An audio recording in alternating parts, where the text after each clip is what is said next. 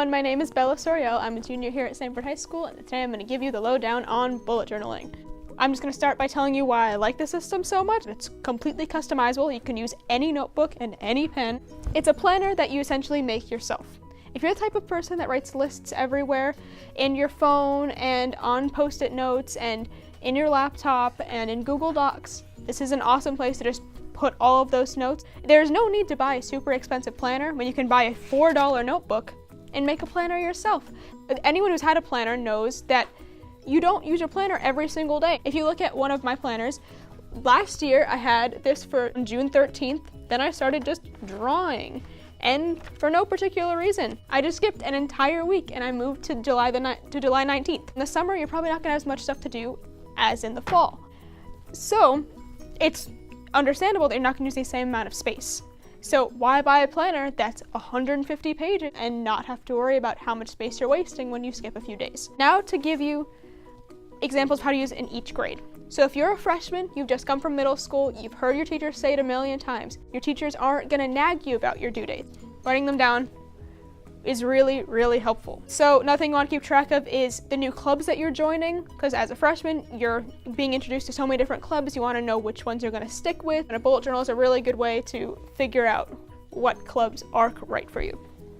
Another thing you want to do your freshman year is possibly set goals for the rest of high school. So for sophomores, something that's really important to figure out during sophomore year is whether you want to take the SAT or the ACT. You want to understand the differences between the two. You might just be doing the SAT because you did it in school and then come to realize middle of junior year, oh shoot, the ACT was totally right for me. But you have a lot less time to study for it.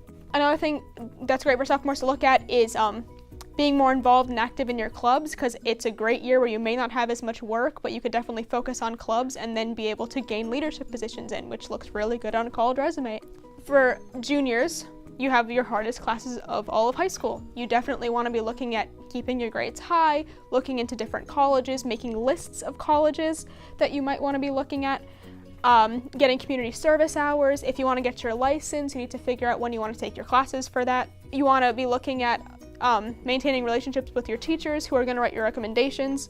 You want to be looking at general actual SAT and ACT preparation, what sort of sites you're using if you have a tutor. For seniors, the biggest thing is obviously actually applying to college. So you want to be keeping track of early action, early decision, priority, and regular deadlines. All of them need to be kept track of so that you can figure out what's best for you. You also want to keep track of scholarship deadlines because there are so many scholarships out there, and once you find the ones that are right for you, you definitely don't want to miss those deadlines. You need to obviously know where you're applying, so hopefully in junior year you've made sort of a preliminary list, but in senior year you really need to tone down and figure out where you're actually going to go. Another thing you might want to keep track of throughout your high school career, whenever you start getting a job, you want to start looking at when you can fit that into your schedule with all your clubs and extracurriculars and the classes that you're taking. For college, if you're living on your own and you're not commuting, you need to know what things need to be done around your dorm. You need to know when your rent needs to be paid if that's something that you need to look at. You need to know when your tuition deadlines are. Different school events and clubs, something to keep track of because there are going to be so many more events for you to go to. And you have new classes every semester, so you want to keep up with when those classes are. You want to keep track of how often you're contacting family and friends back home. You don't want to lose track of them. At the very beginning of each class you get a syllabus that gives you the lists of dates when assignments are due for every single one of your classes. So it's really important to have those dates in a notebook somewhere where you can reference back to them. You're going to be getting assignments that are due in December in September. So you need to make sure you remember those assignments. So ways you can specifically use bullet journaling for studying for your finals are as follows. Something awesome you can do is make a list of priorities of which classes you want to study the most. So say you're really rough with math right now. Something you can definitely do is look at your past quiz grades on PowerSchool, then figure out which units you might need to refresh yourself on it, so you can make sure to get extra review on those and to go ask your math teacher about those before it's too late. You need to make sure you're planning out when all of your banquets are if you're in clubs, and you don't want to forget when those dates are because you may have paid for them and then totally forget that they're happening, which is not fun. You want to set up study sessions with your friends or with your teachers so that you can make sure that you have enough time to meet with all of them and so that you can keep yourself accountable.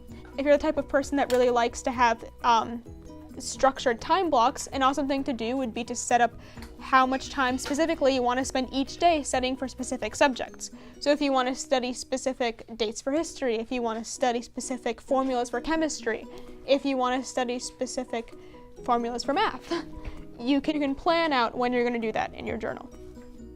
You definitely want to keep a list of last projects that you're doing, because I know I just got hit with a ton of projects, so you don't want to forget when those due dates are.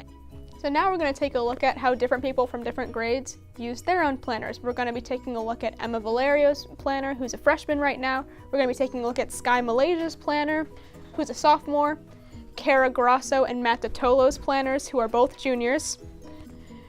And we're going to be looking at senior Brianna Jean's bullet journal, who got into Yale. Now let's take a look at those. Emma Valerio uses it to track her goals, wish lists, habits, and events. Sky Malaysia says it helps her to not be overwhelmed by school stress and to remember what she has to do leading up to finals. Matt Totolo says that in addition to organizing his school schedule, he uses his planner to write down music he likes and track his progress while he learns how to play the guitar. Cara Grosso uses her journal to motivate herself to get work done, keep track of important events, and reflect upon her days. Brianna Jean started a bullet journal to combine planning with checklists and notes. She says it helps to keep track of her classes that don't have consistent homework, and that journaling allows her to decompress and save valuable ideas that she can recycle later. In my section, I show you how my weekly spreads have evolved to suit my needs. I use my journal to save memorabilia and plan events. Thanks for watching!